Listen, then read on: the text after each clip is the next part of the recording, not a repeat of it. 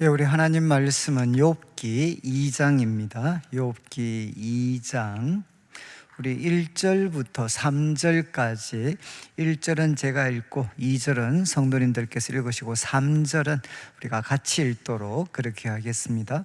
1절 말씀, 또 하루는 하나님의 아들들이 와서 여호와 앞에 서고 사탄도 그들 가운데에 와서 여호와 앞에 서니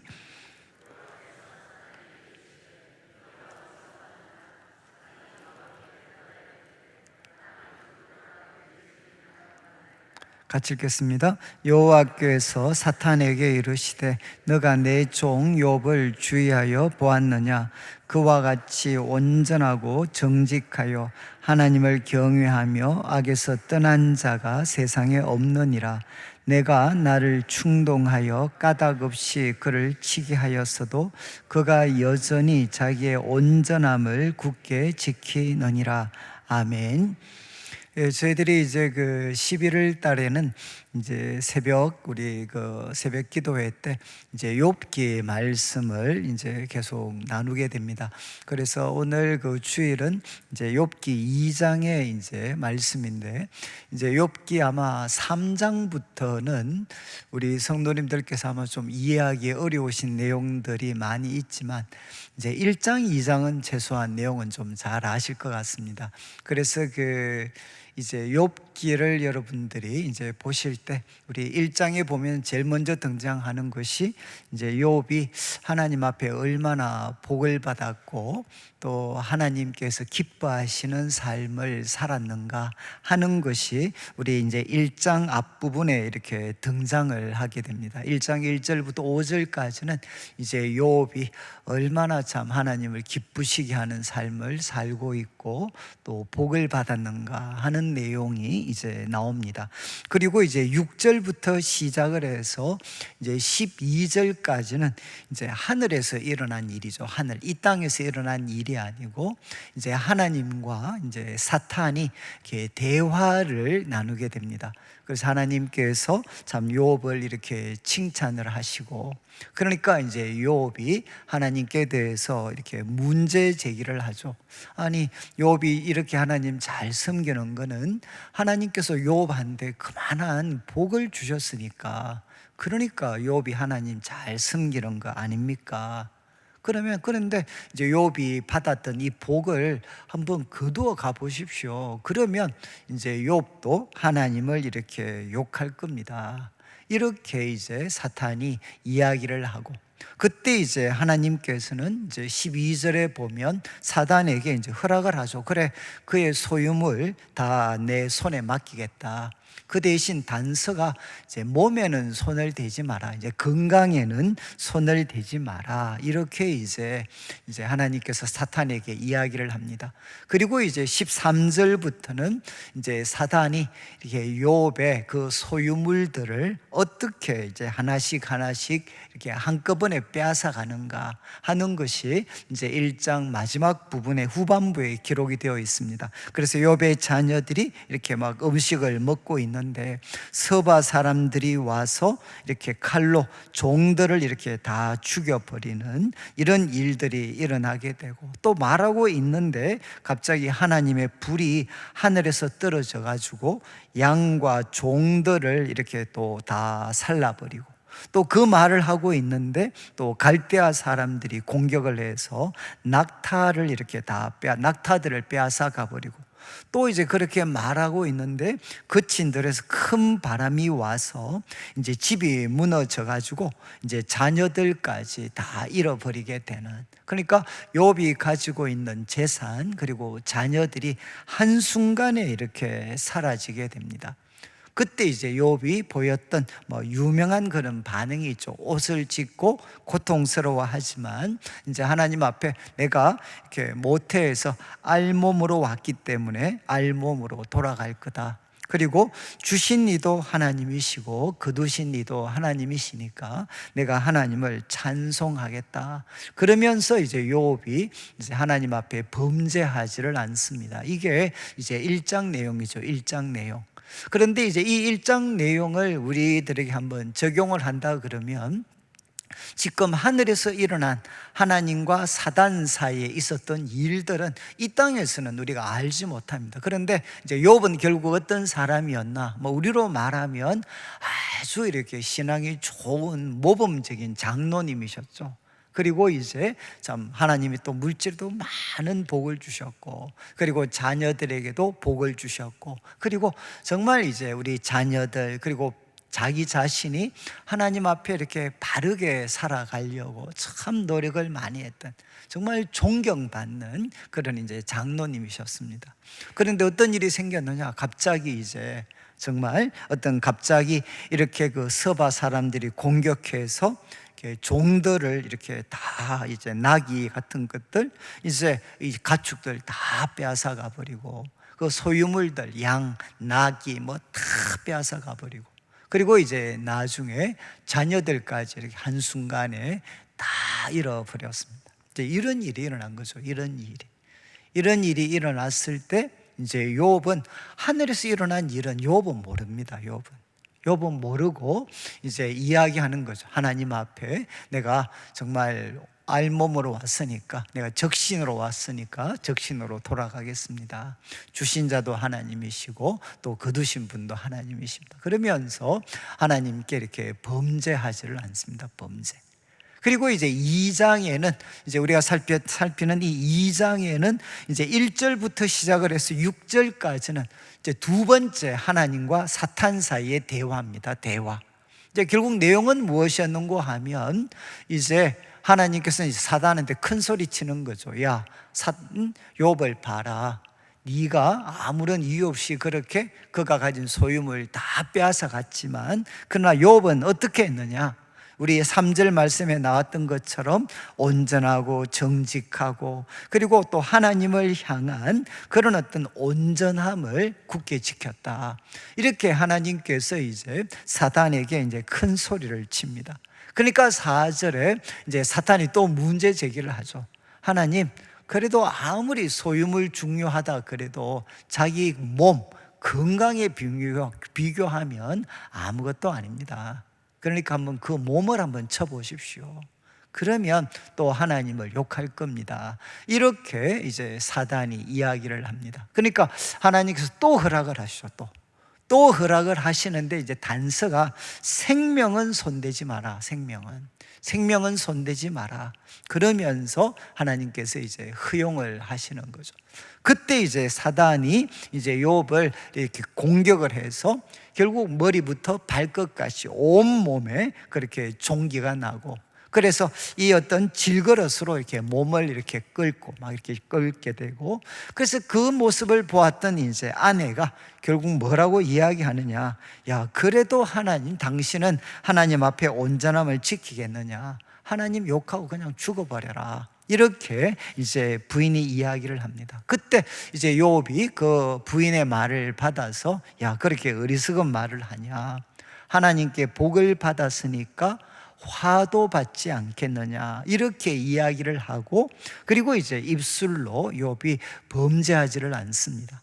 그리고 이제 11절부터는 이 욥을 위로하기 위해서 이제 욥의 참 절친들이겠죠. 친구 세 사람이 멀리서 이렇게 방문을 하게 됩니다. 약속하고 위로하기 위해서 욥을 왔는데, 그런데 이제 멀리서 보니까 정말 욥의 그 모습을 알아보기 힘들 정도로 정말 모든 게 엉망이 되어 있었습니다. 그러니까 이제 그 모습을 보았던 세 명의 친구들도 막 일제히 소리 지르며 울고, 또 겉옷을 찢고, 또 하늘을 향해 티끌을 날리고, 그래서 극도의 슬픔을 울고 극도의 슬픔을 표현하면서 이제 13절을 보면 밤낮 7일 동안 이제 이 욥의 곁을 이렇게 지키게 되는데, 욥의 고통이 너무 심하니까 이제 한마디도 이렇게 말을 건넬 수 없는 이제 그런 상황에 있었다. 이렇게 이제 2장은 기록을 합니다. 그러니까 욥기 1장, 2장은 이제 3장부터 욥과 세 친구의 대화가 이제 펼쳐지게 되는데, 하나의 그 무대를 우리에게 이제 제공해 줍니다. 욥에게 도대체 어떤 일이 일어나는가? 이제 아마 3장부터 우리가 대화를 여러분들이 좀 다루시게 되면 이 욥기는 사실 굉장히 어려운 그런 본문이고, 또 문학적으로도 굉장히 이렇게 이 깊이가 있는 그런 내용들이기 때문에 아마 여러분들이 이제 이 욥기를 한번 앞으로 이제 한 장씩 한 장씩 아마 좀 차분하게 보시면 이제 많은 것들을 생각을 하실 수 있습니다. 그런데 오늘은 이제 2장이기 때문에 우리가 하나 이렇게 생각할 수 있는 것, 2장 말씀을 보니까 여러분, 이제 하나님께 정말 복받았던 그런 대표적인 인물이 이제 욥이었는데, 이제 그에게도 결국 그가 가진 모든 소유들을 다 이렇게 잃어버렸고, 그리고 그의 모든 이제 건강까지도 다 잃어버렸습니다. 그리고 그 모습을 보았던 이제 아내가 그냥 하나님 욕하고 이렇게 죽어라 라고 이야기하는 이제 그런 일들이 참 이렇게 이 욥에게 일어났다는 겁니다. 욥에게 참 일어났다. 여러분, 만약에 이런 일들이 이제 만약에 지금 우리 시대에도 일어났다 라고 하면 사람들이 이렇게 무슨 반응을 보이겠습니까? 저는 제가 이제 우리 청년들 섬길 때 이제 그런 이야기 했거든요. 곧 수능 시험, 이제 곧 치게 되는데, 뭐 예를 들어서 뭐 고등부 우리 교회 회장했던 애들, 회장이나 아주 열심히 했던 애들, 이런 애들이 이제 시험을 생각보다 잘 못 칩니다. 잘 못 쳐서 결국 이제 소위 재수를 하게 되는 거죠. 재수를 하면 대부분 애들은 한 석 달 정도는 그래도 주일 대예배 정도 오다가 그 다음에는 세그머니 빠지는 애들이 굉장히 많습니다. 그래서 제가 이제 그 친구들을 고등부에서 올라온 애들이니까 제가 이제 한 번씩 전화를 하고 이제 권면을 해 보면 걔들이 이제 꼭 이런 말을 합니다. 목사님, 저 얼마든지 자기는 하나님께서 내가 비록 재수를 하더라도 하나님께서 내 인생을 향해 참 또 귀한 뜻을 갖고 계신다. 그래서 나는 하나님에 대한 그 불편한 마음은 없다는 거죠. 하나님께서는 이런 실패도 사용을 하셔가지고 하나님은 나를 더 이렇게 귀하게 만드실 거다. 자기는 하나님은 믿는다는 거예요. 근데 교회 오기 힘든 게 무엇이냐? 이제 그 친구의 애들의 말은 뭔가 하면 사람들의 눈초리를 견디기가 너무 어렵다는 거예요. 이해하시겠습니까? 사람들의 눈초리. 너 신앙이 그렇게 좋은 것처럼 열심히 하는 것처럼 그렇게 편해드니만 야, 꼴 좋다.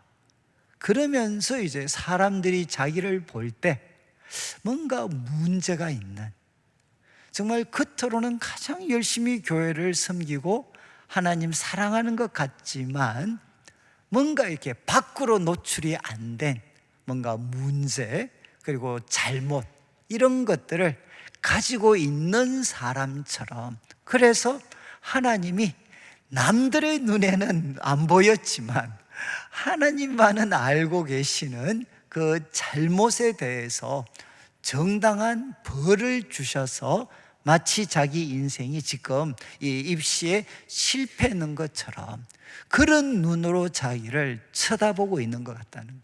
그러니까 그 눈초리를 이렇게 견디기가 너무 어렵습니다. 그러면서 이제 이야기를 하는 거죠. 제가 목사님, 이제 합격해서 다시 나타나겠습니다. 이제 기도는 제가 집에서 혼자 제가 하겠습니다. 혼자. 제가 이제 어떤 우리 성도님들도 이게, 저는 사실 제가 좀 우리 부모님들한테는 죄송하지만 저는 이제 우리 집이 이렇게 여러 번 이제 실패를 해왔기 때문에 참 이렇게 사람들의 저는 그 친구들의 말이 좀 이해가 되거든요. 그러니까 집에 가면 이제 교회를 오면 이렇게 사람들이 이제 저희들을 이렇게 바라보는 그 눈이, 저 사람들은 교회 참 열심히 다니고 또 나름 이렇게 참 이렇게 신앙생활 열심히 한다고 이야기하는데, 저 사람들은 뭔가 저런 실패를 하나님께 벌로 받을 만한 뭔가 좀 숨겨놓은 죄를 범한 사람들이야. 이제 그런 눈으로 이렇게 우리를 보는 것 같았습니다. 그러니까 저도 이게 집이 여러 가지 경제적으로 이렇게 어려우면 그것도 힘이 들었지만, 좀 표현이 그렇긴 한데, 이 교회, 사람들이 모여 있는 교회는 실패한 사람들에게는 이렇게 안식을 주는 곳이 아니었습니다. 제가 이제 어렸을 때 경험은 오히려 뭔가 이렇게 불꽃 같은 눈으로 이제 주목하고 있는, 그리고 우리를 꿰뚫어 보고 있는, 마치 문제아처럼, 그리고 숨겨놓은, 사람의 눈에는 숨겨진 그 교묘한 죄를 뭔가 범해서 하나님께 정당한 벌을 받고 있는 사람처럼 이제 그렇게 이제 바라보는 듯한 그런 느낌들을 저는 참 어렸을 때 이렇게 지울 수가 없었습니다. 저는 지울 수가. 근데 이제 지금 제가 말씀드렸던 이 분위기가 욥기 전체 분위기입니다. 욥기 전체. 이제 앞으로 3장부터 펼쳐질 새 친구와의 대화는 결국 뭔가 하면, 새 친구들의 요구는 딱 하나입니다. 딱 하나. 그 요구는 뭔가 하면 회개하라는 겁니다. 회개. 이제 너 그렇게 잘 나가던 애가 이렇게 실패했는 걸 봐서는 너 분명히 너가 잘못한 게 있다. 그래서 그 잘못했는 것 네가 회개하면 하나님께서 너를 바로 회복시켜 줄 거다. 그래서 여러분, 새 친구들의 이야기를 한번 읽어보시면 소위 틀린 말이 하나도 없습니다. 그냥 회개하면, 여러분, 회개하면, 다 너희들이 회개하게 되면 하나님이 네가 잃어버렸던 것하고는 비교도 되지 않을 만큼 하나님이 너를 회복시켜 줄 거다. 새 친구들의 요구는 똑같습니다.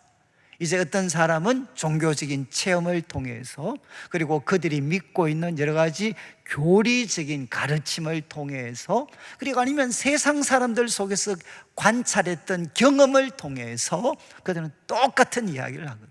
너 바로 죄를 범해서. 여러분, 친구들이 지금 일주일 동안 같이 울고, 그리고 그 옆에서 아무 말도 하지 않고 정말 그 어떤 욥의 어떤 그 고난당한 욥의 곁을 지켜주는 정말 훌륭한 사람들이잖아요.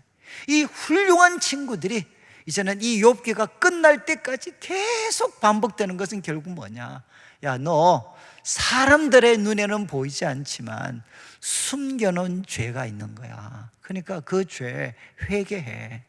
회개하면 하나님께서 바로 너를 용서해 주시고 너 잃어버렸던 거 한순간에 만족시켜 준다.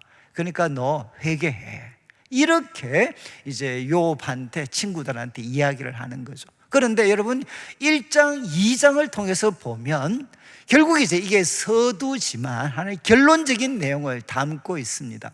여러분, 지금 욥이 이렇게 이 어떤 욥한테 엄청난 소위 재난이 이렇게 닥쳤습니다. 닥친 것은 이유가 무엇이죠? 여러분, 이유가 무엇입니까? 거기에는 하나님의 뜻이 있다는 거죠. 하나님의 뜻. 욥이 잘못해서 하나님이 허락하신 게 아니라, 여러분, 의인이었고 하나님이 보실 때도 순전하고 정직했던 그 욥한테도 여러분, 하나님이 이런 재난을 허용을 하셨습니다. 그래서 여러분, 이제 욥한테로 관점을 바꾸게 되면, 여러분, 욥이 이 41장까지 나오는 말씀을 통해 끊임없이 실험하고 있는 게 뭐냐? 욥도 다 알고 있습니다. 그런데 여러분, 욥이 자기는 완벽한 의인이다 라고 이야기하지 않습니다. 욥도 자기가 소위 말해서 부족한 인간이다, 한계 있는 사람이다 라는 거 욥도 인정을 해. 자기가 100% 완벽한 의인이다, 이 이야기를 욥은 하지 않습니다. 욥이 지금 끝까지 붙잡는 것은 무엇이냐? 내가 완전하지는 못하더라도 이만한 벌을 받을 만큼 죄를 지은 사람은 아니라는 겁니다. 이해를 하시겠어요?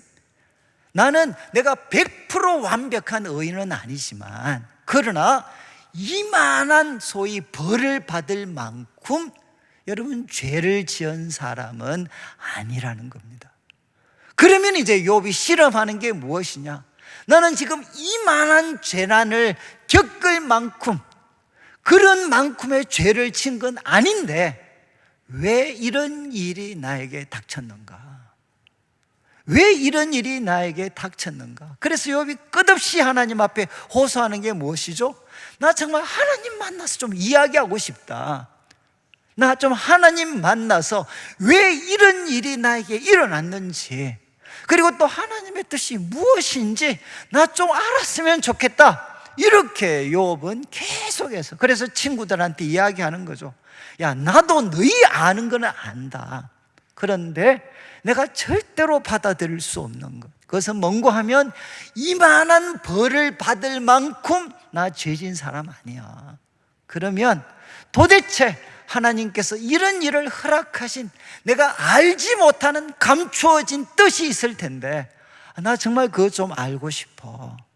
이렇게 이제 욥은 하나님 앞에, 친구들 앞에 이야기를 하는 거죠. 제가 이제 오늘 뭐 이런 말씀을 좀 장황하게 드린 것은 다른 게 아니고, 여러분 이제 우리들은 대부분 우리들의 삶에 일어나는 이제 아픔이라든가, 또 아니면 참 쓰라린 그런 실패라든가, 또 쓰라린 고통이라든가, 이런 거는 여러분 분명히 참 이렇게 또 죄와 연관된 것들이 있을 수 있습니다. 그렇지만 모든 것이 죄와 연관된 것은 사실 아니죠. 이게 이제 욥이 우리들에게 이제 교훈하고 있는 내용입니다. 교훈하고 있는 내용. 그래서 저는 이제 이 욥기를, 사실은 좀 뭐 이런 표현이 될지 모르겠는데, 제가 욥기를 공부를 내가 여러 번 시도를 했는데 할 때마다 실패를 했습니다. 그리고 제가 여러 주석들을 과거에 좀 읽었지만 딱 이렇게 소리 나는, 제가 정말 마음이 딱 이렇게 그 흔쾌히 동의가 되는 그런 주석들을 제가 잘 찾지를 못했습니다. 그런데 조금 여러분들한테는 그 위험스러운 인물일 수 있는데, 이제 이 해방 신학자들 중에 가장 그 대표적인 인물이 이 구티에레츠라는 사람이 있어요. 구티에레츠라는 사람. 이 남미 신학자인데 이 해방 신학이라는 책을 썼던, 소위 이제 좌파 성향이죠. 이 구티에레츠라는 이제 사람이 썼는 욥기가 있습니다. 욥기. 근데 참 저는 그 욥기, 그 구티에레츠가 썼는 욥기를 보면서 저는 비로소 이제 이 욥기에 대한 내용들을 조금은 이해를 하게 됐습니다. 결국 그 사람이 이야기하고 있는 것은 무엇이냐? 여러분, 이 시대의 가난한 사람들의 절규가 무엇인가? 여러분, 이거는 욥의 절규와 비슷하다는 거죠. 나는 우리가 연약한 사람들이고 부족한 사람이다라는 거 인정한다. 그렇지만 지금 우리가 경험하고 있는 이런 소위 가난과 비참한 삶을 살 만큼 내가 그렇게 잘못되고 그릇된 사람은 아니라는 거예요. 나 완전하지 않지만 내가 지금 경험하고 있는 이런 삶을 누릴 만큼 내가 그렇게 죄진 사람도 아니다. 여러분 이해하시겠어요? 그래서 그 질문에 대한 답변을 이 욥기에서 자기는 발견할 수가 있었다. 이렇게 이야기를 했습니다. 제가 조금 이제 너무 장하게 말씀을 드렸지만 이제 좀 마무리를 하려고 하는데, 저는 이제 이 욥기가 결국 우리에게 주는 교훈은, 여러분 아주 그냥 오늘 2장이 주는 교훈은 아주 간단합니다. 여러분, 하나님은 어떤 분이시냐? 하나님은 우리에게 복만 주시는 분이 아니십니다. 하나님은 우리에게 복도 주시지만 하나님은 우리에게 화도 주실 수 있는 분이라는 거죠. 그냥 이것만 그냥 여러분들이 기억하시면 제가 생각을 할 때는 욥기는 충분한 우리 성도들의 삶에 도움이 될 수 있습니다. 여러분, 하나님은 우리에게 복도 주시지만 하나님은 우리에게 한 번씩 화도 주시는 분이십니다. 여러분, 그냥 이것만 만약에 오픈할 수 있으면, 이것만 우리가 인정할 수 있으면, 여러분 자신의 인생에 대해서도 그리고 다른 사람들의 인생에 대해서도 우리는 함부로 이렇게 평가하지 않을 수가 있습니다. 저는 제가 이제 그때 말씀드렸죠. 우리 어르신들이 들으시면 결례이긴 하겠지만 저도 정말 오랫동안 고민했습니다.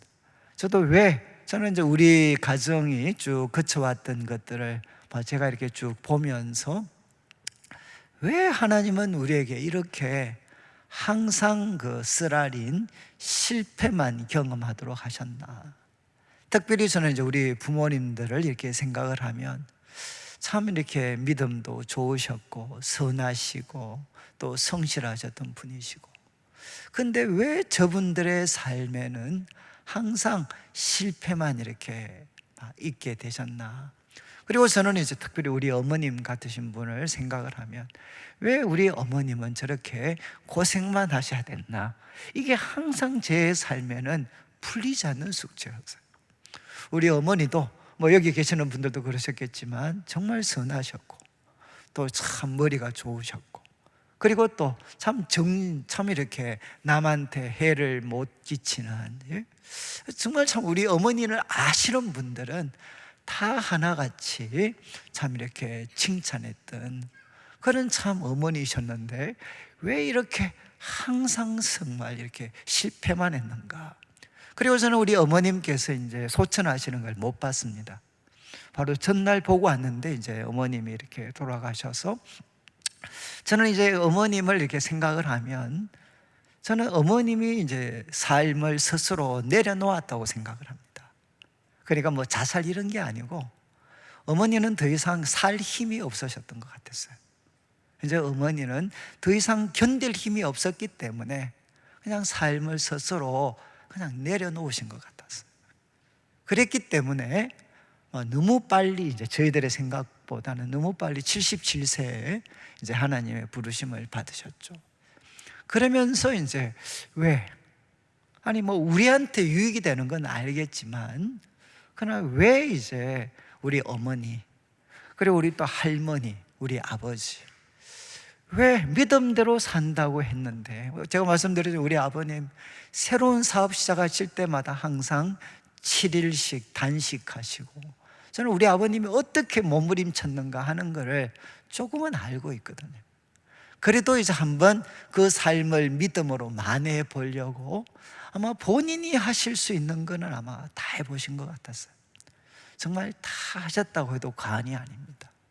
그런데 왜 항상 실패하셨나요? 왜 항상? 그래서 저는 이제 모르겠습니다. 그게 뭐 소위 뭐 사단이 역사, 뭐 저는 그렇게 생각하지 않아요. 항상 저한테 이 질문, 왜 참 이렇게 선하신 분이시고 그리고 불쌍하신 분이시고, 아버님이 없이 그렇게 크셨으니까 불쌍하신 분이시고, 그래도 예수님 믿고 잘 살아보려고 했는데, 바르게 한번 잘 살아보려고 했는데 왜 이렇게 실패만 경험하셨나. 실패만. 근데 저는 이제 제가 결국 뭐 이 욥기를 통해서 우리 사실 역설적으로 우리 아버지가 가장 좋아하셨던 성경이 욥기였어요.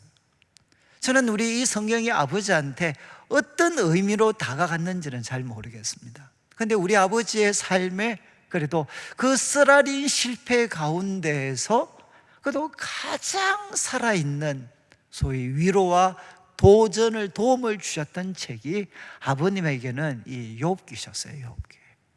그러니까 결국 욥기 우리한테 교훈하는 게 뭐냐? 바로 쓰라린 실패. 그 쓰라린 실패가 꼭 나의 죄와 비례하는 것은 아니다. 나의 실패가, 나의 쓰라린 실패 이 크기가 죄와 비례되는 것은 아니다. 그리고 거기에는 우리가 알지 못하는 하나님의 심오한 뭔가 뜻이 있다.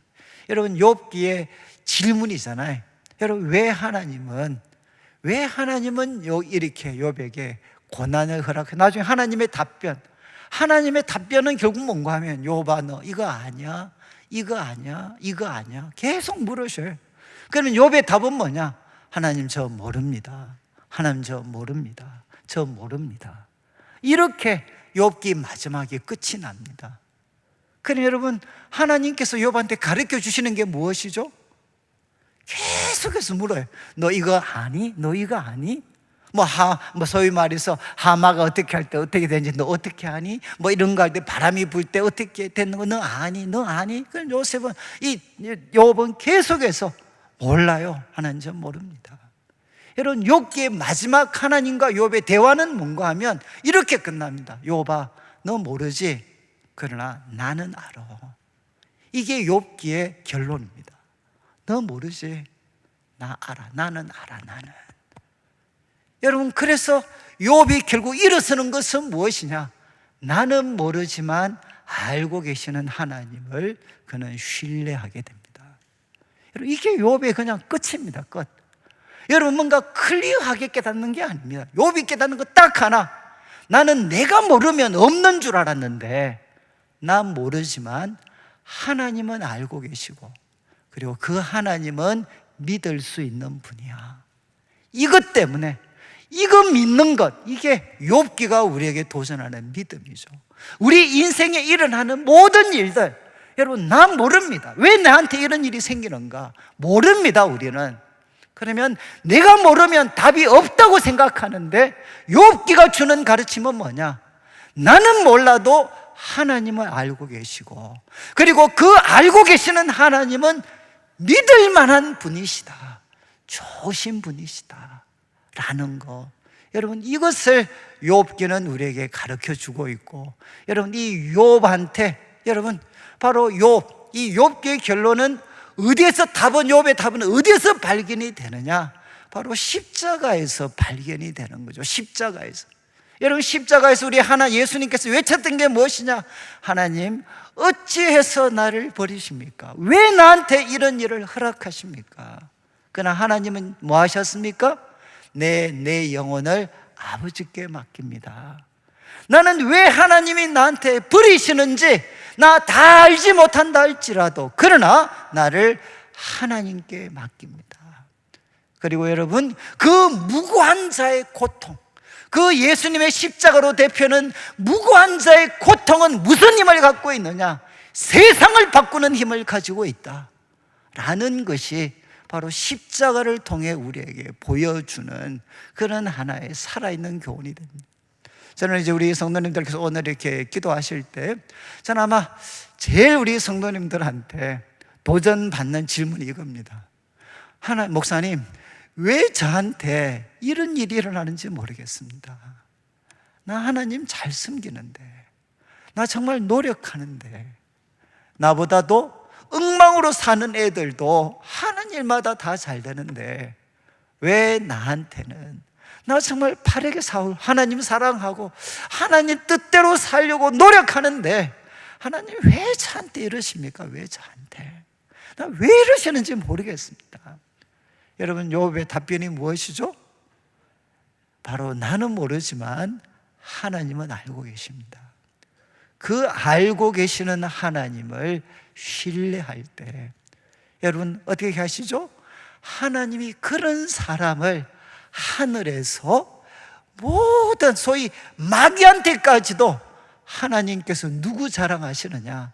성공한 사람 자랑하는 게 아니고, 여러분, 알지 못하는 아픔, 실패, 비극이 있다 할지라도 알고 계시는 하나님, 그리고 그분이 선하시다는 것을 신뢰하면서 입술로 범죄하지 않고 하나님 앞에 온전함을 지키는 사람들, 사람의 눈에는 여러분 그들도 보지도 않겠지만 뻔뻔한 사람처럼 보이겠지만, 그러나 하나님이 보셨을 때 가장 기뻐하고 하나님이 가장 자랑스러워 하시는 사람이 바로 이런 사람이라는 것. 저는 사실 그래서 저는 교회가, 저는 그런 마음이 있습니다. 저는 참 이 인생에서 살면서 쓰라린 실패를 경험하고 계시는 분들, 정말 알 수 없는 이유, 정말 도대체 알 수 없는 그런 쓰라린 실패를 경험하고 있는 그런 사람들에게도 저는 참 교회가 쉴 곳이 될 수 있는, 정말 이곳에 오면 희망을 발견할 수 있는, 왜?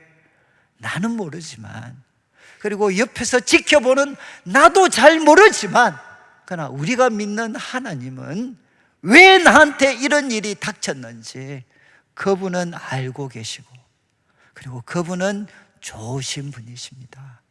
그렇기 때문에 그분을 붙잡음으로써 만신창이가 된 욥이라 할지라도 다시금 일어설 수 있는 사람으로 만들어주는, 하나님께도 자랑이 되고 오고 오는 사람들에게 승리한 믿음의 승리자로서 그들이 설 수 있는 그런 길을 열어주는 공동체. 저는 참 여러분, 이렇게 제가 사실은 한 번씩 말씀드려, 저는 우리 교회에 정말 모범적인 분들이 많습니다.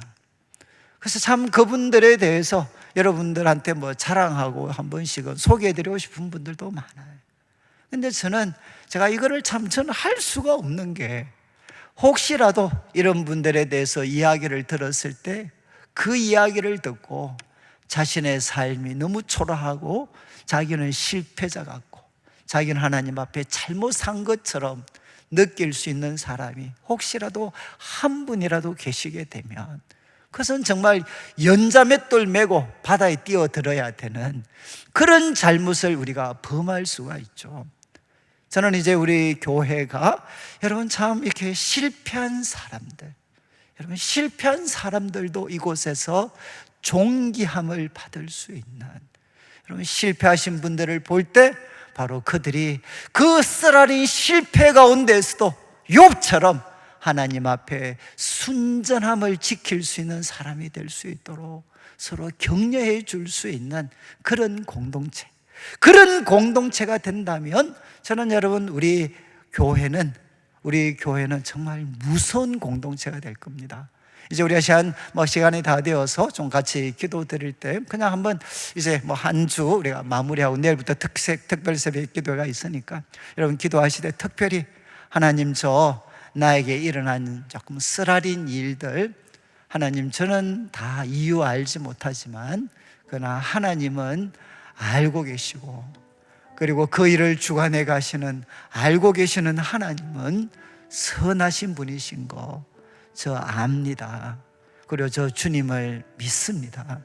저 욥처럼 바로 주는 자도 하나님이시고 취하는 자도 하나님이시고, 하나님은 복도 주실 수 있지만 화도 주실 수 있는 분, 여러분 하나님 앞에 기꺼이 인정하면서, 하나님 내가 형통할 때도, 내가 쓰라린 실패를 경험할 때도 여러분 이 믿음의 순전함을 지킬 수 있도록 해달라고 우리가 기도하시고, 또 우리가 성령님께서 이끄시는 대로 기도하시고, 제가 시간이 되면 축도로 마무리를 하도록 하겠습니다.